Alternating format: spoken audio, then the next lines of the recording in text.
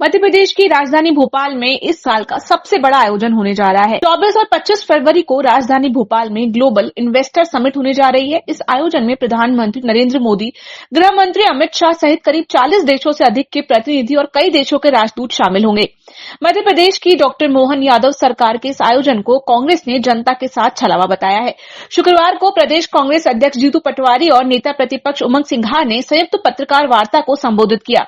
इस दौरान उन्होंने इस बड़े आयोजन को फिजूल खर्ची बताया। उन्होंने कहा, मध्य प्रदेश सरकार हर महीने करीब 5,000 करोड़ रुपए से ज्यादा का कर्ज ले रही है और ग्लोबल इन्वेस्टर समिट पर पानी की तरह इस पैसे को बहा रही है। प्रेस कॉन्फ्रेंस के दौरान कांग्रेस ने करीब 10 पेज की प्रेस विज्ञप्ति जारी करते हुए वर्ष 2007 से 2023 तक सरकार द्वारा अलग अलग विभागों में निवेश के लिए प्राप्त किए गए प्रस्तावों को जारी किया। एक एपिक ग्रुप है जो कपड़ा उद्योग, इसमें 4,000 करोड़ रुपए, 400 करोड़ रुपए की दो अलग अलग बातें कही थी। हेडलाइन बनी थी 4,000, एमओयू हुआ 400 करोड़। अगर उस समय के अखबारों को आप रीड करोगे तो इस तरह की व्यवस्था बनेगी। आज तक कोई अपडेट नहीं, आज तक कोई अपडेट नहीं। ये कपड़े का उद्योग और बहुत बड़ा समूह है। मैं अनिल अंबानी जी का बताया कि डिफेंस में हम इन्वेस्ट करेंगे, केवल जमीन लेना फिर बढ़ी और कई साल तक उसको एंगेज करके रखना है। हमने कई सवाल उठाए थे इसमें कि रिलायंस को फ्री में जमीन दे दी, अनिल अंबानी को दे दी, कई प्रश्नों के उत्तर थे। जैसे ही नेटफ्लिक्स ये सॉल्यूशन के नाम से कंपनी थी, उसमें भी यही हालात है। जैसा मैं आखिर में बताया गया, 92 परियोजनाएं चालू, 1,726 कुछ आगे बढ़ी नहीं और 537 रिजेक्ट कर दिए। मतलब पहले 537 और 1,2200 प्रोजेक्टों पर एमओयू बताए गए, सिग्नेचर बताए गए, हेडलाइन बनाई गई। 15 लाख करोड़ आएंगे, 32 लाख करोड़ आएंगे, 3 लाख रोजगार आएंगे, इस तरह की बातें की गई। और यहाँ पर फिर सरकार का ही आंकड़ा है कि ये स्थिति है, वस्तु स्थिति है। प्रश्न का उत्तर है विधानसभा, मेरे प्रश्न के उत्तर में ये सरकार ने कहा है, तो मैं समझता हूं ये स्थिति है। जो 23 में हुई उसमें कहा 15 लाख करोड़ रुपए इन्वेस्ट हुए, उसमें 1,95,000 करोड़ रुपए इन्वेस्ट हुआ और जिसके पीछे रोजगार कितना मिला। तो पिछले साल जो रोजगार कार्यालय का आंकड़ा था वो था 37 लाख रोजगार पंजीयन हुए और सरकार ने जो इसमें बताया वो हुआ करीब 38,000 हमने रोजगार दिए हैं।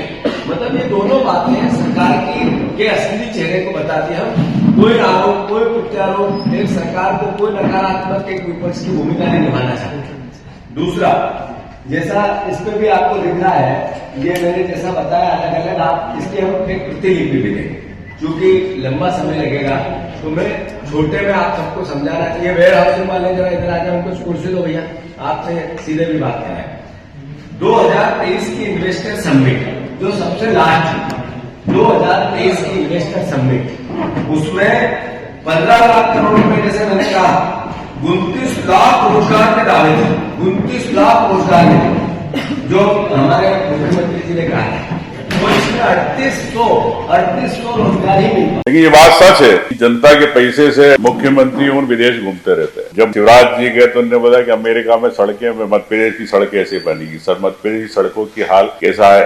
सड़कें ठीक से बनी नहीं, लेकिन वो चलेगा यहाँ से। मोहन यादव जी ने बात करी लंदन में, वहां पे डायनासोर के अंडे देख के आ गए, लेकिन उद्योग की बात, निवेश की बात रह गई। मोहन यादव जी को बताना चाहता हूँ, डायनासोर के अंडे भी मेरी विधानसभा के बाग केव से निकले हुए, वो लंदन चले गए, ये बुलवा लो अगर आप उद्योग निवेश नहीं ला सकती हो तो। अभी फिर गए जापान में कहते हैं जापानीज की उम्र ज्यादा होती है, तो क्या मोहन यादव जी ये मंत्र लेने गए थे कि 90 साल 100 साल में कैसे रहूंगा, 105 साल की निवेश लेने गए थे।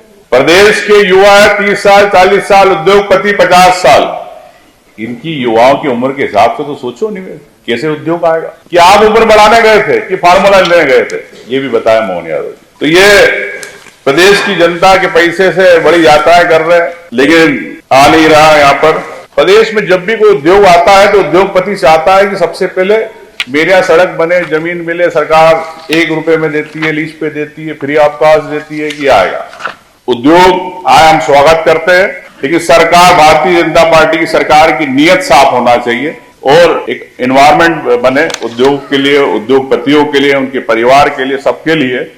तो हमारे यहाँ के युवाओं को भी नौकरी मिलेगी और निश्चित तौर से मध्य प्रदेश आत्मनिर्भर होगा। लेकिन इस पर चिंतन करना हम सबको मिलकर करना पड़ेगा।